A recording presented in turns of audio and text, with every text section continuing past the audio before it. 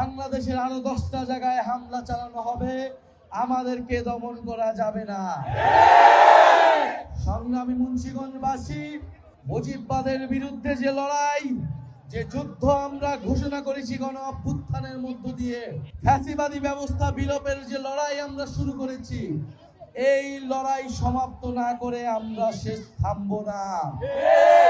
প্রিয় মুন্সিগঞ্জবাসী, আপনাদেরকে এই নদী ভাঙন থেকে রক্ষা করব আমরা, নদী দুর্যোগ থেকে রক্ষা করব আমরা। এই মুন্সিগঞ্জের হাজারো মানুষ প্রবাসে থাকেন, আমরা সেই প্রবাসীদের ভোটাধিকারের পক্ষে কথা বলছি। অনেকে বলছে প্রবাসীদের কোনো অবদান নাই, তারা কেন ভোট দেবে? প্রিয় মুন্সিগঞ্জবাসী, আপনারা আপনাদের পরিবারের সদস্য যারা রয়েছে প্রবাসে, তাদেরকে সচেতন এবং সরব হতে বলুন। প্রবাসীরা বাংলাদেশের অংশ, আমরা তাদের ভোটাধিকার নিশ্চিত করব ইনশাআল্লাহ।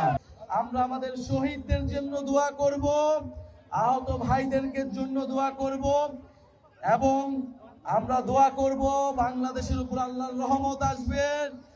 বাংলাদেশ যে নতুন বাংলাদেশের জন্য আমরা লড়াই করে যাচ্ছি, ইনশাআল্লাহ আমরা সেই লড়াইয়ে জিতব।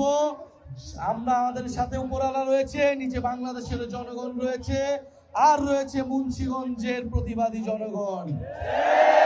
সংগ্রামী মুন্সিগঞ্জবাসী, ভয়ের কোনো কারণ নেই, আপনারা সচেতন হন।